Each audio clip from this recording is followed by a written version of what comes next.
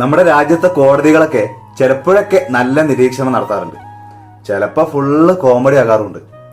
കഴിഞ്ഞ ദിവസം ഒരു വിവാഹമോചനവുമായി ബന്ധപ്പെട്ടൊരു കേസ് കോടതിയിലെത്തി. നോക്കാം. ജീവനാംശമായിട്ട് നഷ്ടപരിഹാരമായിട്ട് യുവതിക്ക് 12 കോടി രൂപയും ഒരു BMW കാറും ഒരു വീടും വേണം. എങ്ങനെയുണ്ട്? ആ യുവതിയോട് കോടതി ചോദിച്ചൊരു ചോദ്യമാണ്, നിങ്ങൾ നല്ല പ്രൊഫഷണൽ അല്ലേ, IT പ്രൊഫഷണൽ അല്ലേ, ബിരുദല്ലേ, MBA അല്ലേ, നിങ്ങൾക്ക് ഡൽഹിയിലും ബോംബെയിലും ഹൈദരാബാദിലും ഒക്കെ നല്ല ജോലി കിട്ടൂലേ, ജോലി ചെയ്ത് ജീവിച്ചൂടെ എന്ന് കോടതി ചോദിച്ചു. കോടതിക്ക് അങ്ങനെയല്ലേ ചോദിക്കാൻ പറ്റുള്ളൂ. ഔട്ട് ഓഫ് കോർട്ട് സെറ്റിൽമെന്റ് ആണെങ്കിൽ എങ്ങനെ ചോദിക്കുക? തീട്ടം നിന്ന് ജീവിച്ചോടോ, അതല്ല ഇതിനേക്കാളും നല്ലത്. വല്ലാതെ ജാതി കോടതിയിലെ ആലോചിച്ച് നോക്കാം. സ്ത്രീധനം വാങ്ങാൻ പാടില്ല, ചോദിക്കാൻ പാടില്ല, അത് നിയമവിരുദ്ധാണ്. നല്ല കാര്യം. പൊതുവെ പഴയ കാലത്തെ ആളുകളെ പോലെ ഇപ്പൊ ആരും സ്ത്രീധനം ചോദിക്കാറില്ല.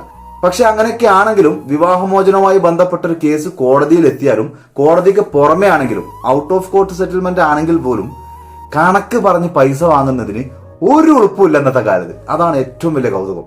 ഇതിപ്പോ ആ പെണ്ണിനെ കല്യാണം കഴിച്ചു എന്നുള്ള ഒരേ ഒരു തെറ്റ് അയാൾ ചെയ്തിട്ടുള്ളൂ. ഒന്ന് ആലോചിച്ച് നോക്കാം. ആ പെണ്ണ് കോടതിയിൽ പറഞ്ഞത് ഒരു 18 മാസത്തിന്റെ കണക്കാ. അവർ തമ്മിൽ ജീവിച്ചത് ചിലപ്പോൾ 18 മാസമായിരിക്കും. 18 മാസത്തിന് ഓരോ മാസത്തിന് ഓരോ കോടി വേണമെന്ന് ആ പെണ്ണ് കോടതിയിൽ ആവശ്യപ്പെട്ട്. ഒന്ന് ആലോചിച്ച് നോക്കാം.